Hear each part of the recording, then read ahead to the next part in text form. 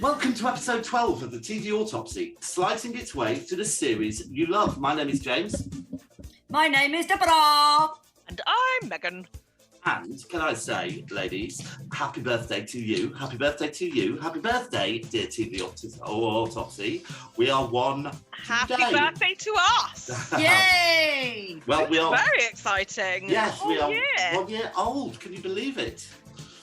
So that's not bad then. We've done 12 episodes in 1 year. So when there have been dry moments, you know, months have gone by where we feel we haven't recorded, actually, we've still got 12 episodes. Well, I had to burst your bubble because... I was going to say, we haven't got 12, have we? Well, this is number 12. Oh! However, we should be on number 13 by all official counts because we are in... It's, you know how you work birthdays out. Anyway, it doesn't matter because I'm okay with 12. Yeah. Well done, us. Yeah, well done, us. And I would... not going to get sentimental, it's only a year, but I have very enjoyed being introduced to many series that I would not have had any intention of watching. Yeah. I would agree. You know? Yes. And this one, the one we're going to talk about, Pieces of Her, being another one which I can't wait to talk about. Oh my goodness. But before we do that, has anybody got any news to talk about? Oh my goodness. But before we do that, has anybody got any news or anything they want to share? So our news section is our news about things we like, but also things that might be up and coming, things that may be ending, you know, all in the world of TV. Take it away, Megan. Well, I am going to reposition just so that our lovely listeners know I have had COVID this month. So I'm a little bit off my game on the news front. And I did suddenly think about 2 minutes before I joined the call, I should have done some homework on the news. Well, we know that the Walking Dead has come to an end because our friend James. Oh yes, who we went to university with. Yeah, Pollyanna McIntosh. She has incessantly been posting pictures on Facebook with "It's a wrap" and all. This is my family. Oh my goodness. Oh my goodness. So that's come to an end. Hasn't Peaky Blinders also come to an end? There was a finale last week. It's the last season. Are they not doing a film? You know what? I read something today saying where they take where Peaky Blinders is going to be heading for next. So I've got a feeling we haven't seen the last of that. I heard earlier on the radio today that whilst Cillian Murphy was being considered for the next James Bond, in light of the last episode that was aired, that's now off the table. So who knows what his character got up to. Can I just ask you what you think in contrary to probably popular belief, I think Jodie Whittaker has made a brilliant Doctor. I think her scripts and stories have let her down a lot, but I really enjoyed her as a Doctor, and I think it works that they changed the Doctor to a lady. What are your views about James Bond? I know there's rumours about maybe the next Bond will be a woman. What do you think about those? Nah. We've got plenty of movies, maybe not proper franchises, but we've got plenty of movies where there's a girl strong, maybe not a detective, a spy so much, but we have had a few movies like that, not a franchise. I don't think they should muck about with James Bond, in my opinion. Okay, fair enough. So I'm all for more strong female leads in movies, in TV. I think we are still massively underrepresented across the whole industry. As far as James Bond is concerned, I mean, I would rather stick a fork in my eye than see a James Bond film. So I can't really express an opinion on that. That's absolutely fair enough. Yeah. I think you're both right. I'd like to see more original characters, more original stories featuring women as leads. You know, let's make new franchises. Yeah. I think we worry too much about the franchises we've got, which leads me on to: has anybody seen it's not a trailer. They released some images for the new Game of Thrones spin-off. No.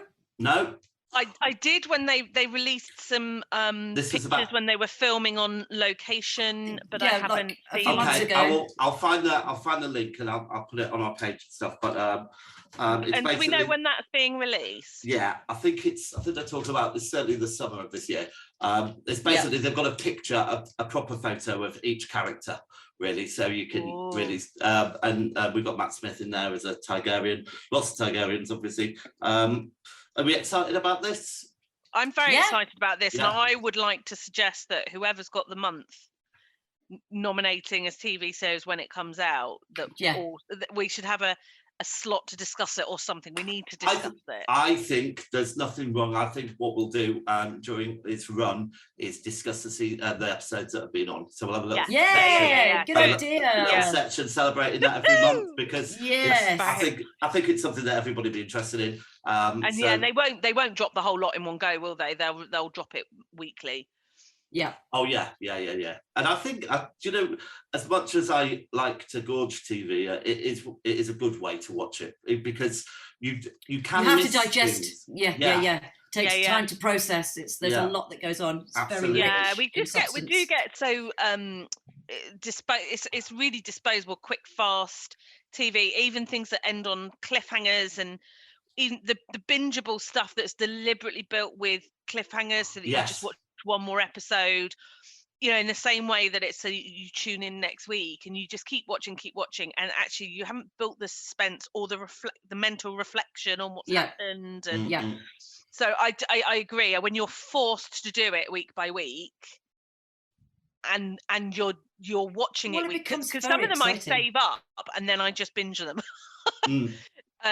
But the ones where you're going to be talking about it in the water cooler TV series, there does having a social viewing experience is actually really I agree, really fun. It's very exciting running home from. I remember running home from work on a Monday to watch the final season of Game of Thrones, and Mondays were just so exciting because. Because Monday someone had stayed up beyond midnight to watch it when it dropped, and because it was on a Sunday night in America, so I'd record the America, so we could watch it Monday. And just to be clear, you used to work in central London and live in West Wickham, so that's like a 10-mile run for you, Deborah. Yes, no, it's further than that. That's pretty impressive. But it was just so exciting, and then everyone sits, and then you watch the Sue Perkins show afterwards. Yeah. Oh no, I can't. I don't do any of that. I like a bit of that. I do. Okay. I like a bit of that. All right, that's us basically. All right. Yeah. Any more news? All right, so let's move on to Cutting Edge. Something that you've been watching that you'd like to recommend. I'll kick us off quickly.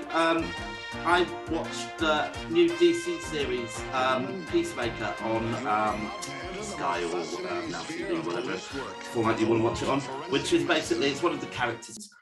I'll kick us off quickly. I watched the new DC series Peacemaker on Sky or Now TV, whatever format you want to watch it on, which is basically, it's one of the characters from the Suicide Squad. And he plays it's a very righteous character who believes in justice, but he'll do it by any means necessary, i.e. killing people, which is why he became kind of a villain. He obviously plays a questionable good guy who's really into hard rock, and it's a nice characterization. I think the series was very up and down for me. I think it followed lots of tropes from the Suicide Squad, really, and some of the jokes ran a bit thin. However, it was, for example, it sums it all up in the title sequence. The title sequence was a real rock song with a very choreographed dance routine. It's well worth a watch, including his pet eagle, Eagly, who flies it at the end. And it's so contrived, you can't work out if it's funny, if it's really funny or it's not. But I recommend just checking out that. We ought to watch that, and then we can tell you whether it's funny or not. Yeah, thank you. I need to be told whether things are funny or not. Anyway, so that was mine. It was only 8 episodes, so it didn't take long. So that was me. Deborah. I did. So we spoke about this last time. I watched Yellow Jackets because Megan recommended it, and a couple of other people had recommended it. It is excellent. It is so good. Thank you. Gosh, I was very worried you weren't going to like it. It's so good. It's funny. It's such a great laugh. I mean, you know, there's some obviously serious bits to it, but it's not really. It's just it's a romp. It's really, really good. Melanie Linsky, Christina Ricci, and Juliette Lewis, amongst others. Fantastic, really excellent. Megan, loved it. It's one of my favourite series so far. Right, I'm definitely going to watch that. You are going to have to watch that. I haven't got anything on my list now. Because so season 2 is going to come in. And, yeah. I mean, it's so good. And James, you are going to love it. It's just your humour. Christina Ricci is an absolute tribe. I love her anyway. Brilliant, but she is isn't she? hilarious. Yeah, okay, she's very good. Lovely. And the girl that plays her younger self, Misty, equally hilarious. Very good. Okay. They did a really good job at matching the younger and the older, and some of them, like you're totally, they're basically the same person, and then others people have changed but they've done it really, really well. Really well. Right. And just another one, Cutting Edge. I mentioned it last month, but My Brilliant Friend. Just watched the latest season of that. You have to watch it, Megan. It's probably more your thing than James's thing. It's emotive, it's beautiful, it's terrifying, it's deep, it's rich. It's just I started reading the book. Hold on a minute. Because you're shallow. All those words are really nice. I'm sure I'll like it too. Yeah, I'm sure you would if you were happy to just watch the subtitles and things. I know sometimes. Yeah, I like subtitles. Oh, you would? You like? Okay, fine. Please watch it. I know you say you started reading the book. Please watch it from start to now. Yeah. Okay. All right. Megan, how about you? Well, so I have done a big TV watching month because of said COVID and things like that. So I've seen a lot. I've got one I'm going to put on me. Because you've been able to have a couple. Okay, so I watched some really, really random stuff, and one of them, and I got completely sucked in, was Escaping Polygamy on Amazon Prime. Really? And it's about these, these sort of like reality TV shows where they've got the bounty hunters and this. It was that kind of style, but it's a group of women who have escaped the Mormon Church of. It's not officially the Mormons, but it's these Salt Lake City cults, polygamous. It is Church of the Latter-day Saints, but there's two arms of this, and it goes into a lot of the history. Talks a lot about the leaders who are currently in prison for paedophilia, for marrying 12-year-old brides, and all this sort of stuff. But they're women who've escaped, and then they're filming them helping other women escape, and some men as well, to be fair. And I just got completely sucked in, and it's really very interesting, actually, I have to say. But one of my absolute cutting edges, which I think you both would appreciate, is The Witchfinder.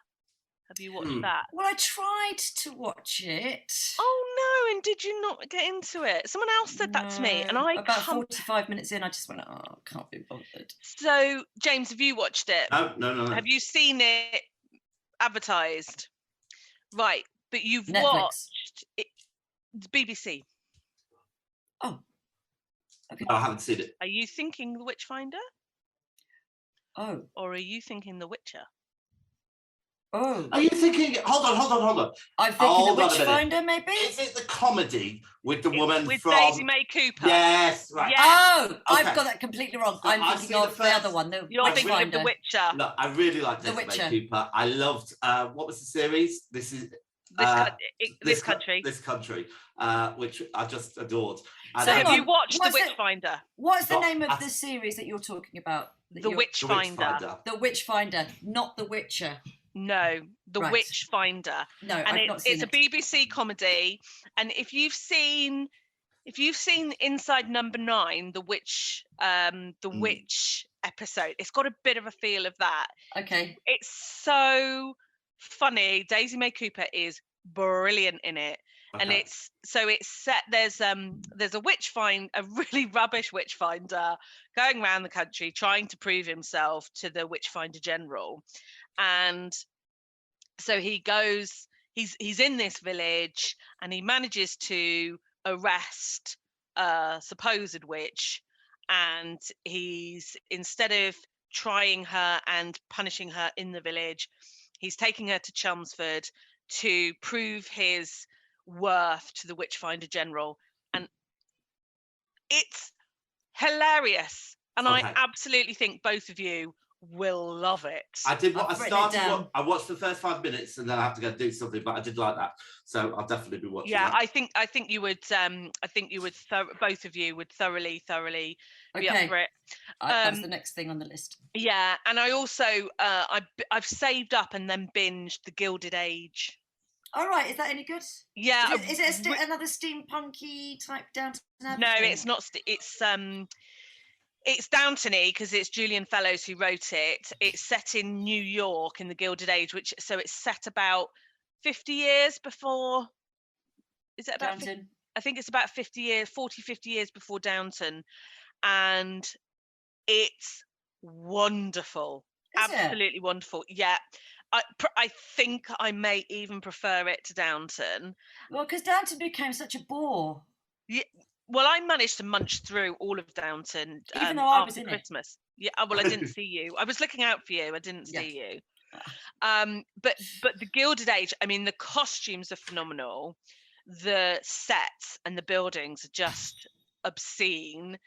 And the central premise is there's sort of like old New York and old money, and then there's all these new money Americans sort of like coming up and really making lots and lots of money. And there's a central one, the Russells, who he's made his money in the railroads and all sorts of stuff.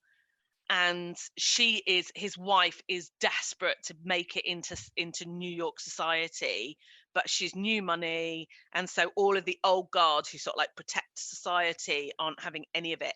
And you're watching the whole series and just and you know, none of them are overly nice characters to begin with, but I was so invested in them all by the end. Okay. I was really, really So how many episodes is that, roughly? Oh God, I can't remember. A good few. It'd be at least 8, if not more. Okay. All right. Thank you very much. So, Flatline.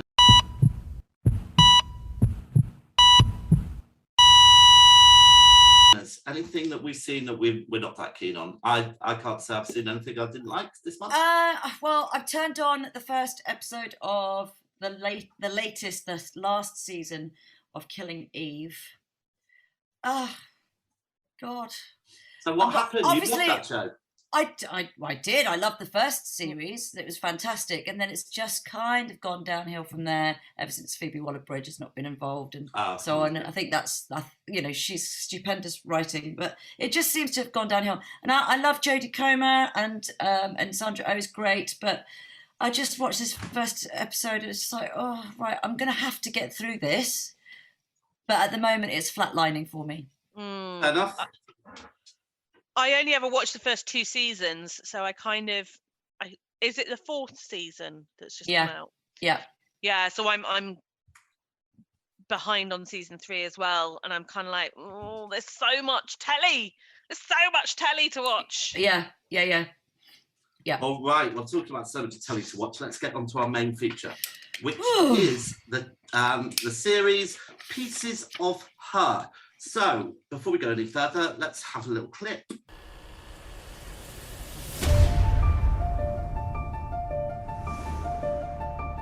You ever have that thing where you think you know someone as well as you could possibly know anyone, and then one day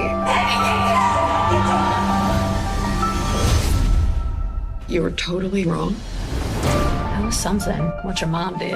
You don't have much time. You have to leave. Can't talk to anyone, okay? No calls, no texting, nothing. There are just some things you don't understand. Deborah, could you give Yes. you have a few facts about this show, please. Okay, so this is a thriller drama in 8 episodes. Netflix, March was its release. Apparently, most of it was filmed in Australia. It's based on a book by Karen Slaughter. The series was created by Charlotte Stout, who did Homeland, Fosse, Verdon, House of Cards. Directed by Minky Spiro, who did Better Call Saul, Downton Abbey, Call the Midwife, Stella, Waterloo Road, Doc Martin. It stars Toni Collette as Laura, or also known as Jane, who is obviously in Sixth Sense, Muriel's Wedding, Hereditary, Little Miss Sunshine, Velvet Goldmine. Bella Heathcote as Andy, her daughter, who is Aussie as well, and was in Neighbours. And Jessica Barden. I knew her from somewhere. Jessica Barden, who plays the young Jane. She's in The End of the Effing World on Channel 4, and Hannah. Terry O'Quinn, you might recognise him. He plays the dad. The Martin Queller, big CEO guy. He was John Locke. Oh, in he Lost. certainly was. And, Yes. and someone else that you'd recognise would be David Weehan, who plays Jasper the brother.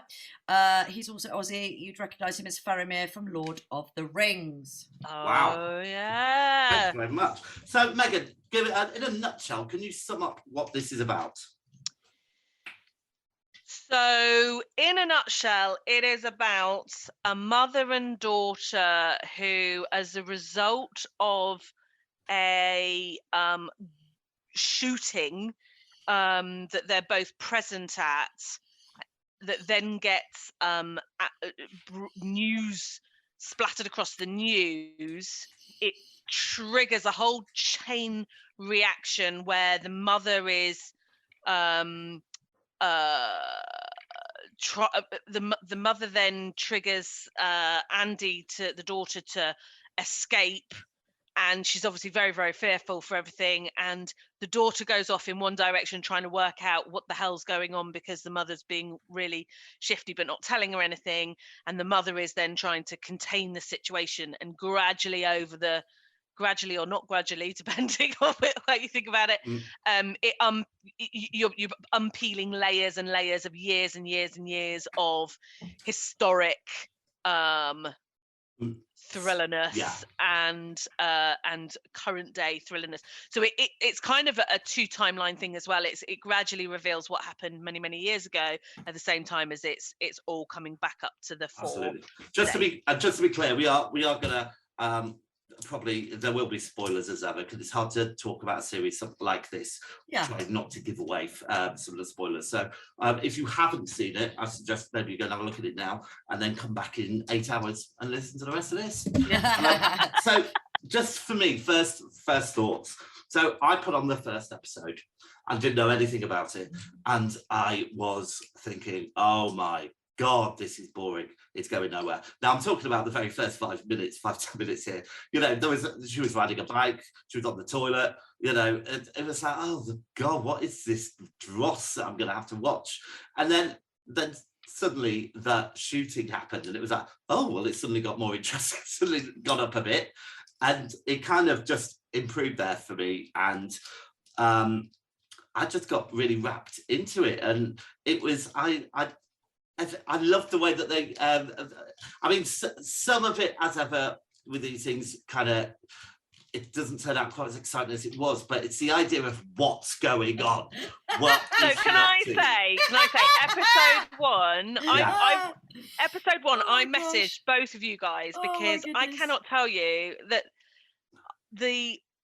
I've been having like some serious anxiety bouts, and like where I've been having really, really rapid heart palpitations, which is probably not something to joke about, but like I genuinely watched the first episode and thought, this is going to kill me if it keeps this up, because I actually thought episode 1 was really gripping, punchy, gripping, was like, holy shit, what's happening? And then what happened, as far as I'm concerned, brilliant first episode, then it went all to crap. It lost steam as it went along. It was awful. Contrasting views here. It was awful. All right, so why didn't it work for you then, Deborah? Right, okay. Look, I'm a fan of Toni Collette, but you know, she deserved better in my opinion. So, okay, it loses steam very soon after the first episode. Like by episode 3, it's lost my believability. Anyway, Andy's character, the daughter, lacks character development. She just seems to be a mechanism to move the narrative forward. Just to talk about that, because I agree with you. I wasn't a fan of her performance at all. She was bland. Yeah, totally bland. I didn't rate her. And I did, in fairness, I did think she improved as it went along, but I think for a good half of it, I wasn't impressed with her performance. So that was a problem for me. I think it just failed to deliver a suspenseful thriller. It was dull, confused, messy, tiresome, badly scripted. It felt unrealistic. They had like an infuriating puzzle structure. The twists and the reveals, I just felt that we were cheated by the writers, who were just withholding information or detail. Just to, you just had no idea what was going on some of the time, and you just stopped caring after a while. You didn't love it then. The thrill of keeping you in the dark, when we don't know what we don't know, compared to why really should we care? You just get this information dumps per episode. It drags. All right, stop there. The performance is down. I want to talk about what you've just said. And the young Jane, my God, sullen and completely uncharming. Well, hold on a minute, because we've covered everything. And what I want to do, let's just talk about. Deborah, have you forgotten how this works? Let's just talk about, because I think it's a good point, the mystery and the narrative, and why. Or Deborah said she found it didn't work, because sometimes you have to, when you've got something that is mysterious, you have to link. He's got 4 pencils in his hands. Sorry, you've got to link it together by strangeness. I really got. Why did you love it? You clearly enjoyed it. I bought into the mystery. However, I did keep thinking I missed out quite important plot points, because sometimes it jumped and I wasn't sure suddenly what was going on. I'm not talking about the time jump, but sometimes. But the relevance. Suddenly the appearance of the villain of the piece, this eco warrior or whatever he was, Nick, the terrorist, who again I thought was badly cast. I think there was a couple of. He didn't really strike me as somebody who you'd fall under his spell and become like carried away to. He just seemed a bit of a dick. So I agree. I didn't feel particularly engaged with any of the characters. I wasn't rooting for anybody. I thought it was confused. I messaged you both actually at one point about right where and I still don't know where that. What did she do? I don't know what. So there was a name that came up somewhere, and Andy was suddenly obsessed. Like, and her research was so targeted. Like, yes, it was there was a name, and then she researched this. Yeah. Paula Koontz.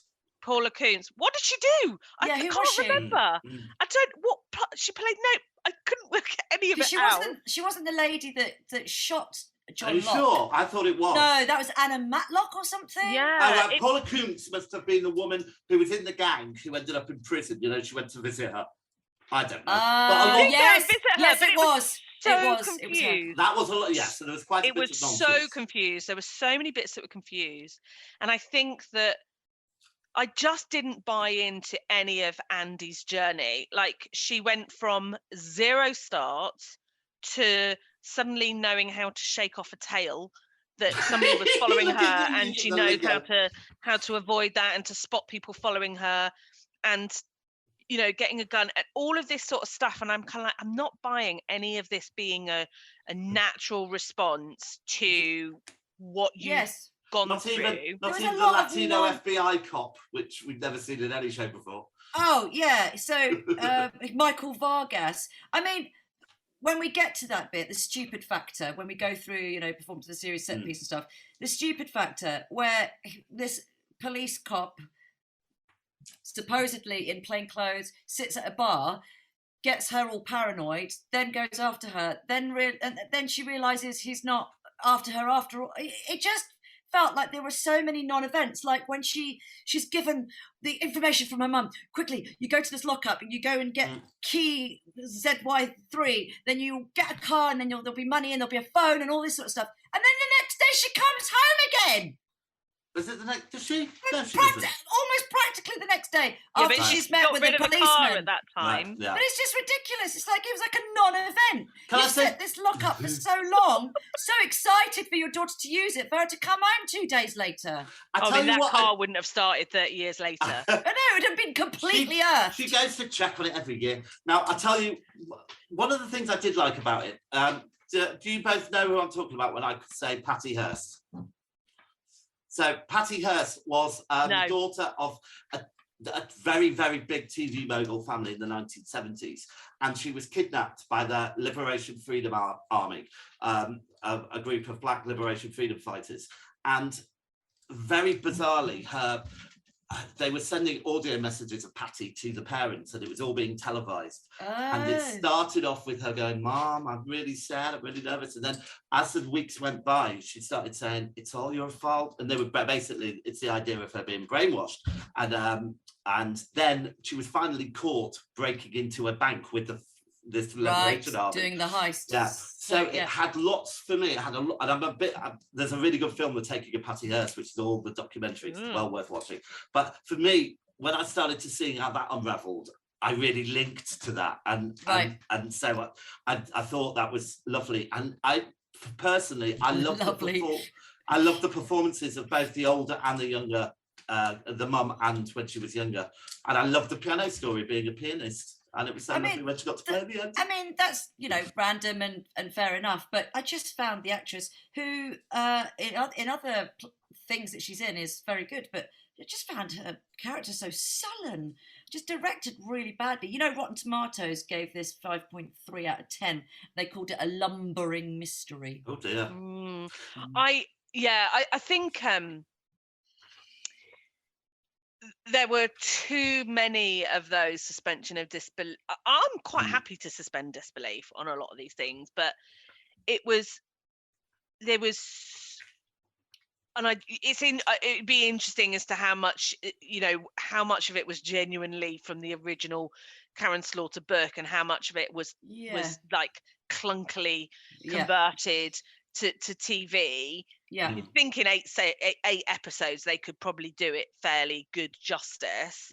But for example, the point where the marshal has caught up with Andy again, and he's left the money in his hotel room. Yes, and they're chatting, and a runner just comes and stabs him with a needle and poisons him. Yeah, I'm like, what? Seriously? How could you not set realise that up and know that you wouldn't have known they were going to be there meeting each other, to have a runner staged ready with drugs to poison it was the all marshal just as silly. they run past, and to know exactly where he's staying, and she happens to be there when they arrive and leaves the money on the bed and then gets in the back of the car. And I'm just like, no, it's infuriating. It's infuriating. And to be honest, that's dumb. It fell down there quite a bit in the whole premise, really, because if she came from a family that was really that wealthy and really that rich, there'd be absolutely no reason for her to go into hiding. No. That you wouldn't get anywhere near her. And I mean, you've got Jasper. I mean, I know Jasper could have been a target himself, but obviously working with the terrorist group so that they could change. But he wasn't changing anything. That was a thing. So why wasn't he being threatened? And also, sorry, I'm thinking of another thing that annoyed me now. Sorry. The bit at the end, when she gets her old life back. Bearing in mind, she's been living this life for about 25, 30 years. 30 years, yeah. And she goes upstairs and gets all her clothes, puts them all in a bin bag and throws them all away. And I'm thinking, have you pretended to wear pastels and stuff for 30 years? Yeah. Just so she's people... still a speech therapist. She's still a cancer I survivor.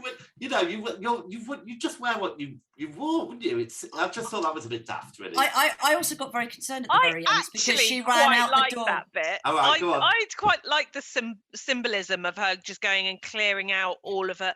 Like it was just such a. The challenge I had was why she was in witness protection to begin with, but actually when she's then clearing out all of the stuff that's so, because they said you can't dress like her, you can never play the piano again.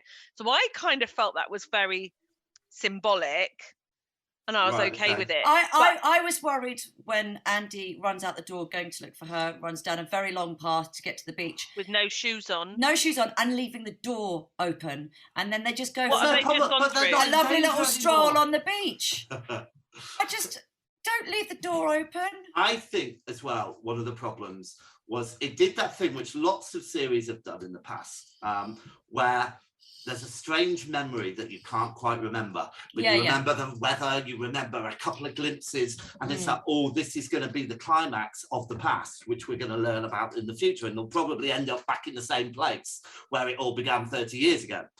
Now, that just ended up with a little girl going in a treehouse in the middle of the day before she went off with her real mum. Yes. As opposed to her hiding from some psycho or No, something. but I liked that. I liked Okay. that.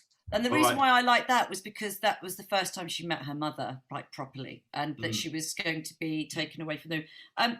There was a really good line that was in it, which was, Toni Collette says, "Contrary to what you may think, my life didn't begin the moment you were born." Yeah. And that, to me, says basically fundamentally about a young woman who's truly seeing her mother for the first time, not as a flawed parent, but that raised her, but as a whole person on her own terms. But at the end of the day, didn't really care about them as people, But because they were they just left plot that points. too late. They left that far too late in the Shame. That was episode 8, was it? It was Yeah, all the last with episode. the reveals. Whereas had they had something like that earlier in the we would have related to it. I would have had more sympathy for both of them as characters. Indeed. But it was literally, so in episode 1 they allude to the fact that Andy is unfulfilled because she came back to help look after her mum. Then they don't mention it again until episode 8. And actually they could have peppered that a little bit better through the series to sort of like round off her as a character. And there was just nothing, I think Andy got shortchanged on any real character traits and personality. And then Laura, it all just came too late for me to care enough about them. Yeah, because there's another nuance which, again, I would have cared more if they made it more, caring for. But the exploration around violence and the control of women, I put that down, about those who care about them, and then obviously the larger society who are supposed to be protecting them, the misogyny, the father, the boyfriend, the brother, the husbands, so there's this thing around protecting women or violence against women, but then it just I know we were supposed to find a different side to the mum, but there was the more you got to know her, the more you didn't like her. I mean, that whole scene where we flash back to when she was having cancer, and that poor woman who was just talking about taking a grandparent children to Disneyland. Yeah, I would have told her to shut up. Would you? Yeah, stop whittering on. Stop it. But then she went and she was very remorseful afterwards, wasn't she? She went and held her hand. I did find that was an excellent scene, I thought, in the hospice. I wanted her to go to Disney World. Yeah. In her dreams. In her dreams. All right, now, in your dreams. All right. And can I ask what we thought about the twist at the end? Did you see it coming? Did you know about it? Did you? What twist? Indeed. Well, we found out that the big bad, the person who did who engineered the shooting of the killing of her dad, wasn't actually Tony or whatever his name was. Nick. Did you say Tony? Yeah. But he was definitely in the loop because he was in the audience watching. But because of this child abuse or this abuse that there was heavily alluded to, she's the one that gave the gun to she's the one that encouraged the mum to do it, wasn't she? The woman who'd lost her family. And then it was like, oh, well, I know about it, but let's all pretend it never happened because we're all by the beach now. It's great. And I'm going to be rich. Yeah. Yeah, exactly. And I've got a funny feeling that they're going to come back with a season 2. There can't be any more flashbacks in that woman's life. I don't know, because Nick's not been put away yet, has he? Yeah, but Nick turned out to be not really as bad as everybody was making out. He wasn't the problem, it was her. She's the one that did it. She's the one that... But that's what I mean. So she's testifying this is where against some him. of the confusion is. Having you spend the whole series thinking that the collusion, not the collusion, what's the word? The conspiracy, the original conspiracy was to kill the father at this expo thing. But actually it was instead just that this woman was going to stand up and talk about how evil he was. Is that what we're supposed to believe? And it was because of the I think so. because of Jane that she actually then just killed her. Yeah. I mean, it was just too many layers of onion for me. A bit like Harlan Coben stuff, like Stay Close and Safe and things like that, where there's I think it's is it Stay Close? One of the Harlan Coben TV adaptations, the one where Jennifer Saunders gets killed off really early on. Yes. It's not is it Stay Close or a strong female cop? The one with Hugh, not Hugh Grant, with I know the one you mean. Anyway, it's so convoluted, and there are so many convenient connections. Well, I gave up in the end. That you are just screaming at the telly. Finding Alice? Was it Finding Alice? No, it wasn't Finding Alice. Stay Close. Something close. But anyway, it's just kind of like too many. Yeah. Far too many convolutions to come back to the central point. Far too engineered. Just to let you know, it was called The Stranger. That's it. The Stranger. The Stranger. Yeah. I've got it there. Yeah. But Safe and Stay Close, I think, are both his as well. And it had that kind of. I just got really frustrated with it. Yeah, I just turned it off in the end. All right. Well, let's move on to the big five. So, who do you think gave the performance of the series? For me, I'm going to say it was Toni Collette. I really liked her. I love Toni Collette, but I think the young Jane was very good. Yes, she was. Not the Jane, the young Andy, little baby Andy. Oh right, okay, yeah. The 4-year-old. I think the performance of the series was the suitcase with all the money in it. Well, that did keep getting rolled out, didn't it? Exactly. It made it all the way through. I know. I was looking at it going, just put it all in a backpack. I know, that's what I kept thinking. Split it up a bit. The set piece, put it in a bank. The set piece of the series. The diner. Yeah. The diner. Yeah, the shooting at the diner, yeah. Oh no, I've got shooting the diner on stage. I thought that was quite shocking. The shooting in the diner. No, at the coffee shop, at the restaurant. At the start. At the very first episode, the shooter. Oh. Remember that bit? The set bit piece that started it all off. I was thinking about that because they meet in a coffee shop all the time. Oh, sorry, yeah. The first, her 30th birthday celebration at the coffee shop. Okay. Design effect of the series. Design or effect of the series. This is a tough one, really. I found that really hard to pinpoint. So I think the slicing of the neck, that was quite impressive. Okay. I think so. I'd quite like to play the piano. I don't know if that counts. But she did float in the air. She did. Megan's frozen. No, she hasn't. She did what? When she was playing the piano, she floated off. She sort of floated off into her realm. I don't know why. Oh.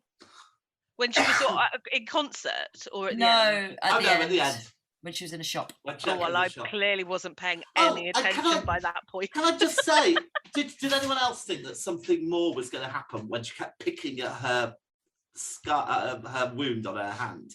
Because she did it a few times, and I was thinking she was going to pull out a piece of paper with a clue on it or something.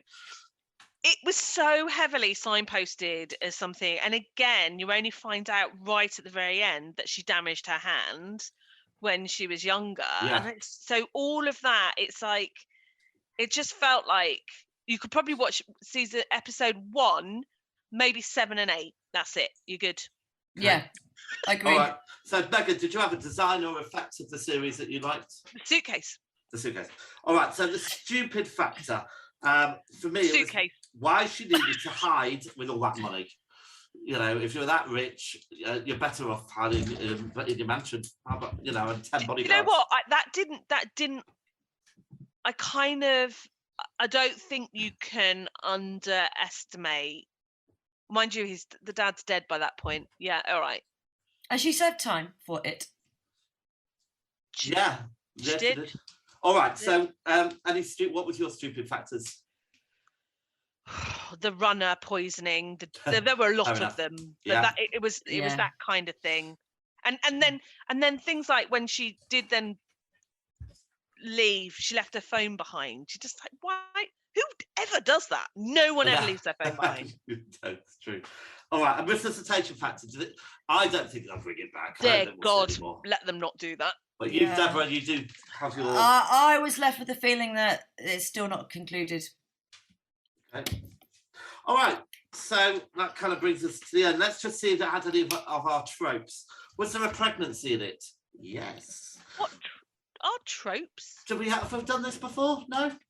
Some tropes from the series, so regular things that we see popping up. Oh, in these this series. is good. I like this. Go on. No, I don't think we've done this before. Oh, sorry. Can I make these scripts way Do back? you just do it behind the scenes and just sort of like play that game afterwards? Tell me what the tropes are. I've got a list of, well, we'll go through them now and you'll be able to see them live. So I'd like your views on this. So does it have these tropes? Does it have a pregnancy? Yes. Yes. Does it have a murder? Yes. A few. Is there a self-sacrifice? Yes. Yes. Yeah, I'd say so. Okay. Do they lose everything? Does a character lose everything that gets it all back again? Yes. Yes. Is there How have we not played this before? I love this. We need to go back on all the films. Is there a love triangle? Yes. Is there? Well, her brother loves Nick. Oh, yes. Right. Genre blindness. Is it genre blind? No. I don't know what that means. Well, it's kind of like when maybe we don't view whether black people could have played black people at that particular time or stuff like that. Oh, okay. I don't know. All right. Does it have a deus machina? I'll never say that properly. A what? So a deus machina, which is basically an easy. Macarena. It's a really easy. It's when you basically solve all the problems with a reset, with something that just resets everything. What, like Men in Black or something? So, kind of like that, but it's using a very easy trope to fix it, which isn't part of the story really. It hasn't got that. Don't worry. It's What's that? How do you spell what you've just said? DEUS. Yep. EX, and then MACHINA. Duso Machina. Yeah. Have a look at it, but it is not. Right. Does it? Is it all just a dream? So that's what a Duso Machina means. No. No. We've moved on from that. Okay. Is it a dream? No. Okay. And the last couple. An unlikely or forced friendship. Well, yes. You've got that kind of friendship between the witness protection officer man. Yeah, Charlie. And does it have... Also, that was another deeply, deeply convenient suspension of when their car just happens to be driving past the junction as the dude. Yeah. Stupid. On. Yeah. Okay. And he's gone to hospital. The paramedics said him. Okay, fine. Let's have a sit down and chat. You don't want to know how he's doing. You don't want to. You know, this is the person that's protected you for so long. You don't care. Oh, ridiculous. He's in hospital, and that was it. Okay, and final trope for me, for now, is a secret that can tear everybody apart. Yes. So more than one. 2, 3, 4, 5, 6, 7. So 7 out of 10, 70%, I'd say it's full of tropes. Now, what we'll do with that is we will improve those tropes and whittle them down to a good 10 of tropes that cover everything. I just presented some this month. So they were very excellent. I like those. I think there's a couple we could change. So we'll have a think about it. But well, I think we should have ones that we can at least pronounce. Yeah, exactly. All right, so let's sum it up in a sentence. I've just got edge of your seat, throwaway drama. Back of the seat, throwaway drama. I've got the more secrets revealed, the less interesting it turns out to be. Oh dear. Right. That sounds like some kind of proverb. All right. Okay. So let's give it some scores out of 10. So storyline and plot. Megan. 4. 4 out of 10. Deborah. 5. I've given it 5. Characterization and performances. Deborah. 4, and that's generous. Oh, I've given it 5. I gave it 4. Right. Gosh. Style. Well, I've given it a 6. I quite like the style. 6. Megan? Well, I had given it 4, but for the suitcase, it gets an extra 1, so that's 5. Oh gosh. Megan. Originality. 4. 4. And 4 from me. And absorption factor. 4. And it gets a 7 from me. I thought, I don't know, I quite liked it. So should we just? I quite liked it. Right. So let's just Add it up and double Add it up. Yes, Add it please. double. Add it up and double if you don't mind. 46. 42. 54. So, a second. Calculator. Got sound it. effect. Right, it gets a bit, TV autopsy. BPM is 47. I mean, that's pretty low, isn't it? It's very low. It puts Is it in bottom? second to bottom, just below the 1, but above the Nevers. Oh. So there we go. I liked it, but it's Oh, I throwaway. preferred the one scored higher for me. Interesting. Okay. Remember, there's not a lot on that scoreboard yet, so as time goes by, we'll see. Now, whose turn is it to choose? Mine. Come on Ooh. then, Megan, let's do this. Now, do I need to give you some clues? Oh yes, please. Oh, yes. Right, so this show has been one of my rave reviews.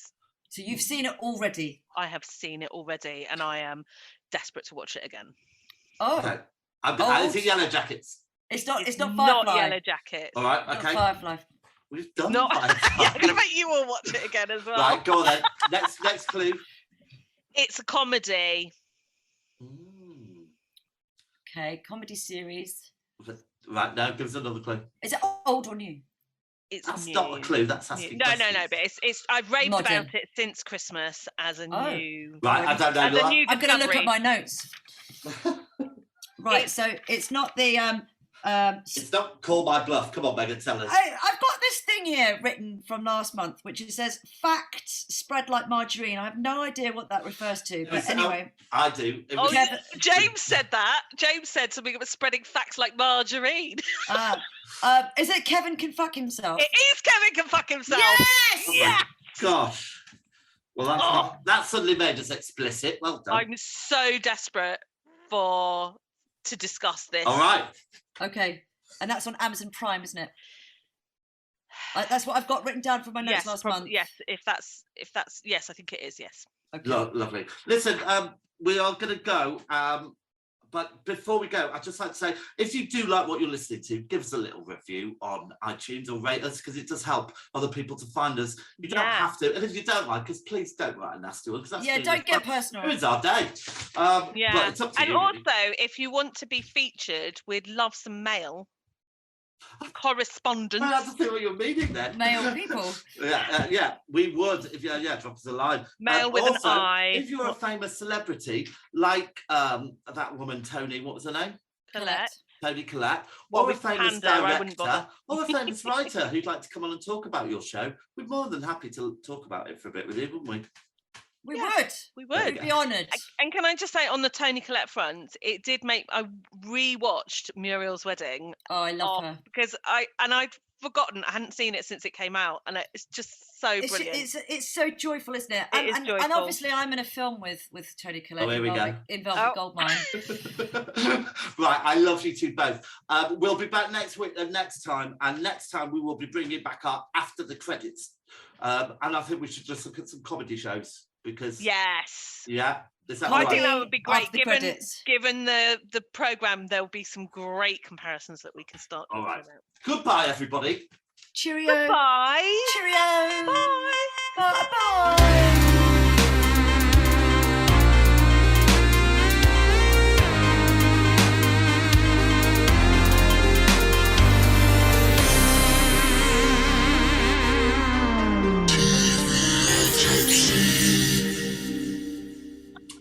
try and get it out in a bit. Happy birthday! Happy birthday! Oh, happy TV birthday! Autopsy. Yeah. You've got to put some kind of happy birthday jingle on at the end. All right, or that will something. do. Good stuff. Maybe find a trumpeter on Google to do it. See you later. Bye-bye.